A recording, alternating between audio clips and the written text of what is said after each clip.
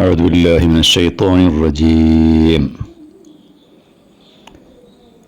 وينذر الذين قالوا اتخذ الله ولدا ما لهم به من علم ولا لآبائهم كبرت كلمة تخرج من أفواههم إن يقولون إلا كذبا فلعلك باخع نفسك على آثارهم إن لم يؤمنوا بهذا الحديث أسفا.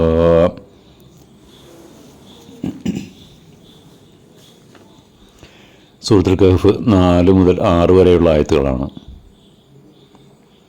ദൈവം ഒരു പുത്രനെ വരിച്ചിരിക്കുന്നു എന്ന് വാദിക്കുന്നവരെയും താക്കീത് ചെയ്യാനാണ് ഈ ഖുർആൻ. അവർക്കോ അവരുടെ പൂർവ്വപിതാക്കൾക്കോ ആ കാര്യത്തെക്കുറിച്ച് യാതൊരു വിവരവുമില്ല. അവരുടെ നാവിൽ നിന്ന് ഉരുവിടുന്നത് ഗുരുതരമായ വാക്കുകളാണ്. അവർ കള്ളവാദമാണ് ഉന്നയിക്കുന്നത്. നബിയെ, അവർ ഈ വേദസന്ദേശത്തിൽ വിശ്വസിക്കാതിരിക്കുക വഴി താങ്കൾ ദുഃഖപാരവശ്യത്താൽ ജീവൻ വെടിഞ്ഞേക്കുമെന്ന അവസ്ഥയിലാണല്ലോ.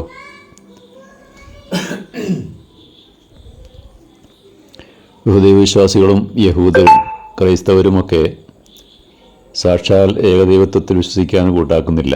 ദൈവത്തിൻ്റെ മക്കളാണ് മലക്കുകൾ, അതായത് മാലാഖമാർ എന്ന മുശ്രിക്കുകളുടെ വിശ്വാസം. ദേവന്മാരെന്ന പേരിൽ അറിയപ്പെടുന്നതും ഒക്കെ അവരാണ്. അപ്പോൾ അതേപോലെ യഹൂദികൾക്ക് ഉസൈർ ദൈവപുത്രനാണ്, ഈസാ നബി ദൈവപുത്രനാണ്. ചുരുക്കി പറഞ്ഞാൽ ഈ ഇത്തരം വിശ്വാസം കൊണ്ടു നടക്കുന്നവർ യാതൊരു അറിവിൻ്റെയും അടിസ്ഥാനത്തിലല്ല ഇത് പറയുന്നത്. അവരുടെ മുൻഗാമികൾ ഒരറിവില്ലാത്തവരായിരുന്നു. അവരിൽ കടന്നുകൂടിയ കേവലമായ അന്ധവിശ്വാസങ്ങൾ മാത്രമാണത്. ഇത്തരം ചിന്താഗതികൾ വെച്ച് പുലർത്തുന്ന എല്ലാ വിഭാഗം ജനങ്ങളെയും താക്കീത് ചെയ്യുവാനും മുന്നറിയിപ്പ് നൽകുവാനുമായിട്ടാണ് ഈ വിശുദ്ധ ഖുർആൻ അള്ളാഹു അവതരിപ്പിച്ചിട്ടുള്ളത്. മൂസാ സ്വലം തിരുമേനി ജനങ്ങളിൽ ഈ ഖുർആൻ്റെ സന്ദേശങ്ങൾ പകർന്നു കൊടുക്കുമ്പോൾ അവരത് സ്വീകരിക്കാൻ തയ്യാറായിരുന്നില്ല. പരമ്പരാഗതമായി തങ്ങൾ വിശ്വസിച്ച് ആരാധിച്ചു പോരുന്ന അത്തരം വിശ്വാസ കാര്യങ്ങളെയൊക്കെ കൈയൊഴിക്കാൻ അവർ സന്നദ്ധരായില്ല.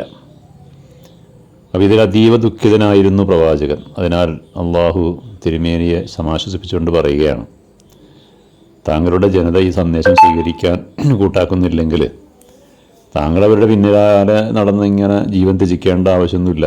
താങ്കളുടെ ഈ അതീവമായ ഉത്കണ്ഠയും ദുഃഖവും മൂലം താങ്കളുടെ ജീവൻ അപകടത്തിലാവുമല്ലോ. താങ്കൾ അവർക്ക് ഈ സന്ദേശം പരമാവധി എത്തിച്ചു കൊടുക്കുക.